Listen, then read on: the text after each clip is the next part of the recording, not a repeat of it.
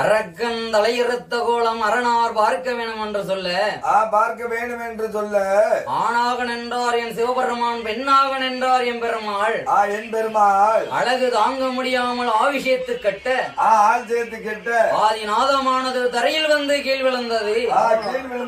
கீழ் விழுந்த நாதத்தை வீணாக்க கூடாது என்று பிரம்மதேவன் உருவடித்தான். வேறுபட்ட என் ஈசன் உயிர் கொடுக்கிறான். பாலகன் கண் திறந்து பார்க்கிறான்.